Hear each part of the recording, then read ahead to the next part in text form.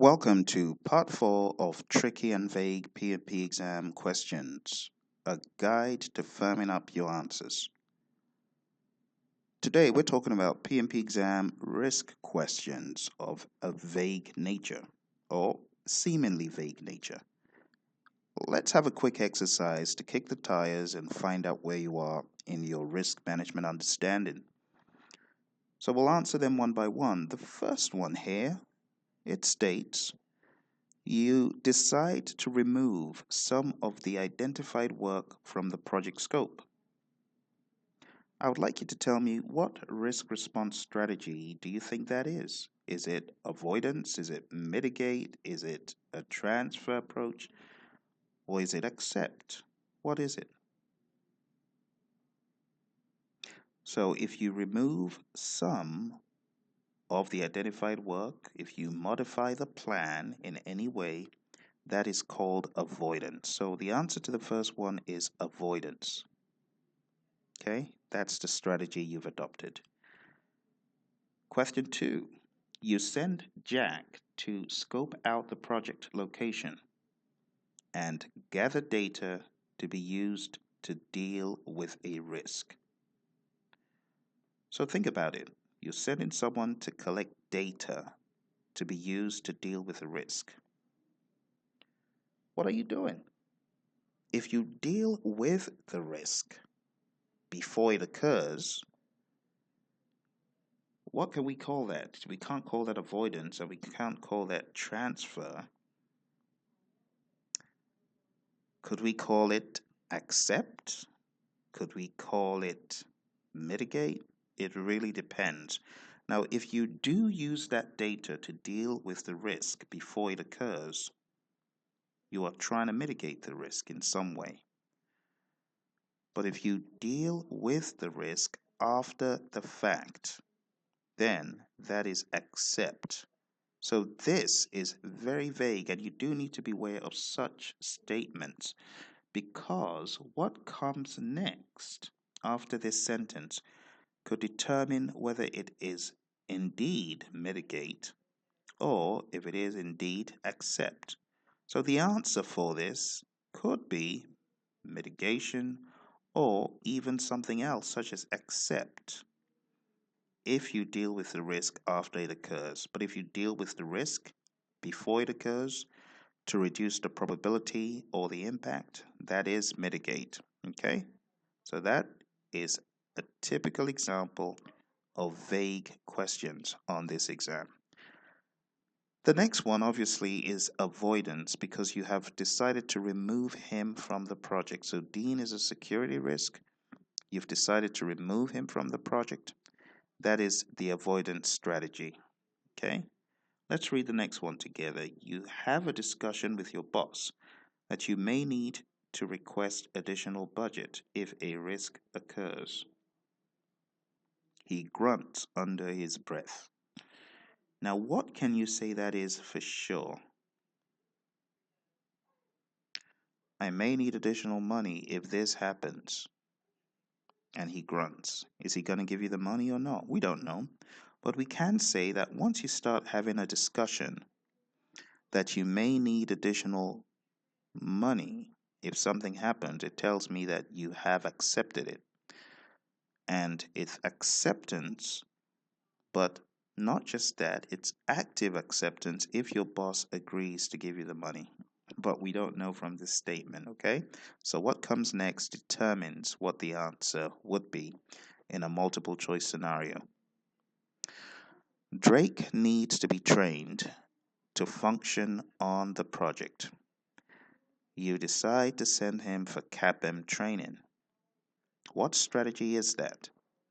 So he needs to be trained and you're sending him for training. What are you trying to do? You're trying to get him to perform better on the project, right? You're trying to minimize the chances of project failure because he is on the project working, right? So this is a mitigation measure. Last but not least, you ask your customer to be solely responsible for reviewing a part of the project work. That strategy, putting everything on a third party, or someone else. Now, while this isn't insurance, the right answer is transference. Now, as we went through these, did you feel comfortable or did you feel uncomfortable? If you felt uncomfortable and a lot of it didn't make sense to you up front, then that tells me you might have major studying and work to do on understanding the four strategies for negative risks or threats. So, what strategy should we adopt for identified risks? So, we've identified the risk, we know that the risk exists. Now what? So, let's take a look at the chain of events. First of all, we want to ask the question, when you see the PMP questions, had this risk been identified before? Because the question could be framed like this: you're the project manager on a project, a risk materializes. You don't know if the risk has been identified prior to. What comes next in that question will help you understand what has happened, and that could be very important in solving that problem on the exam. So ask yourself, has the risk or had the risk been identified? And if yes, try to find what the initial strategy was among the four strategies. Does the question allude to certain steps being taken in the past? Or does this seem like the strategy was a contingent response strategy? Maybe it's not one of those four. Maybe it's not avoid, accept, transfer, mitigate. Maybe it's something else. So, if the question alludes to action needing to be taken, then you must implement the strategy that has been found to be a valuable one. But on the flip side, if the question alludes to change on the project that will invalidate any prior strategy, then you need to move on. Okay, so implement the strategy and then ask yourself, was it effective or not? If it was effective, then update the risk status in the risk register.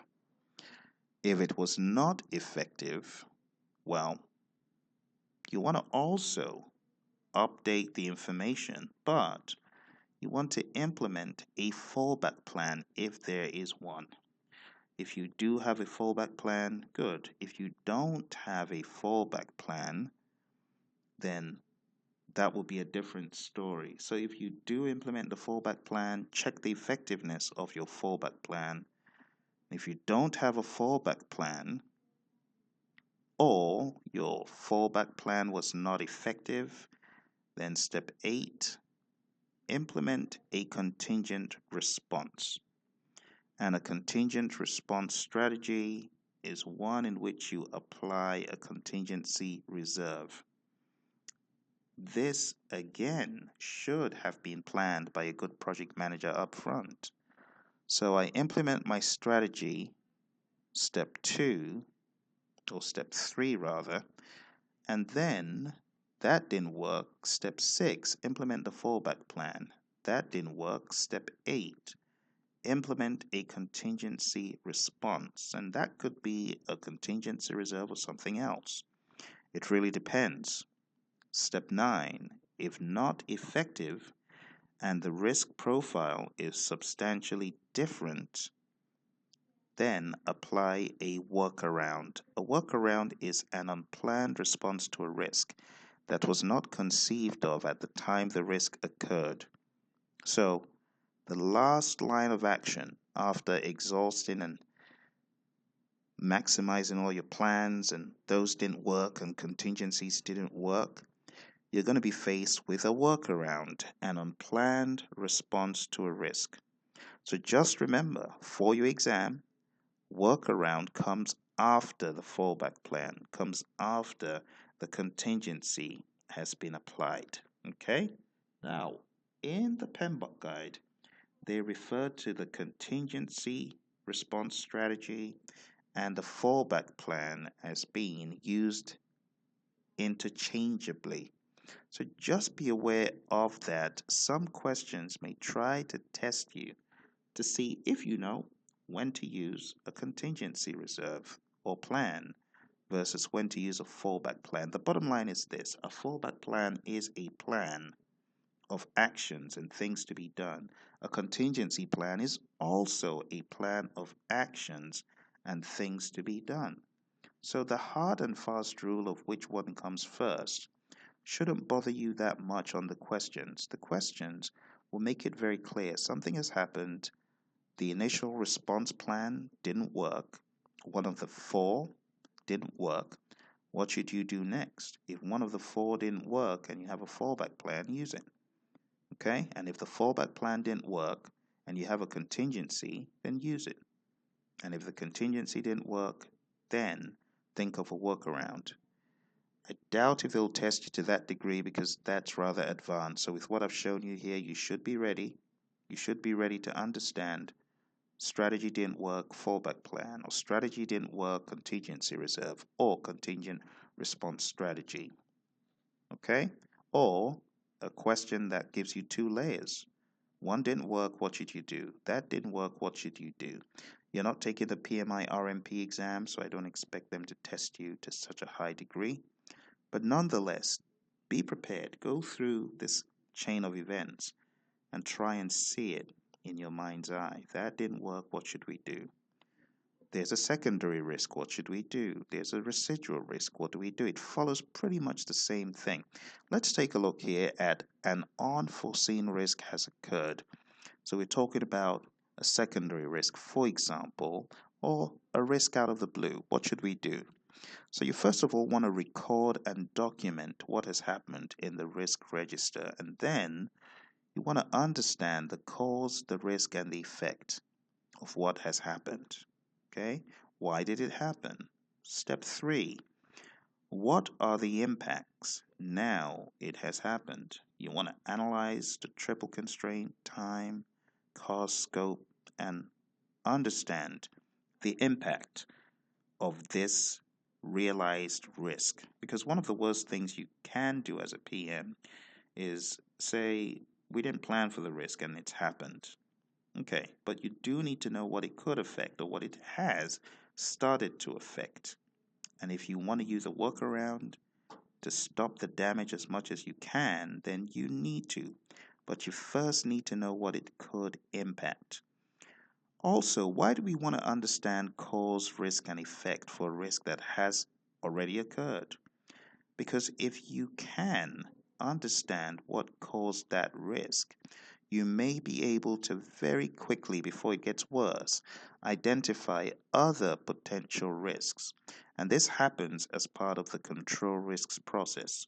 So you want to understand the cause, the risk, and effect to keep on identifying risks that could impact your project. Step 4, brainstorm for the best workaround using group creativity techniques. So you want to ask the question, what could we do to counteract or to reduce or to minimize this? You're thinking, and it's a workaround, okay? So you want to use group creativity techniques like brainstorming and affinity diagram and nominal group and what have you to come out with ideas for how to counteract this now materialized risk. That's what you do when you're thinking of a workaround. You also can consider, and you don't always have to, but you could consider using management reserves, of course, with permission. That is also another possibility. The next step is update the risk register with the relevant info after you've decided to move in a particular direction. And you don't just want to stop work. There could be an option to stop work if an unforeseen risk has occurred, but don't do that. You want to weigh all your options, and you want to weigh your options for minimal effect, because there are other things you could do, but you want to weigh them to understand which of these will minimize the damage on the project. All right, I hope that's helped. If you have any questions so far, send an email. You've got my info right there on the screen, and I hope these are helping you. We've got one more tutorial left, and in that one, I'm going to be showing you at a high level different ideas of questions you could come across on the exam that will be scenario driven and analytical in nature.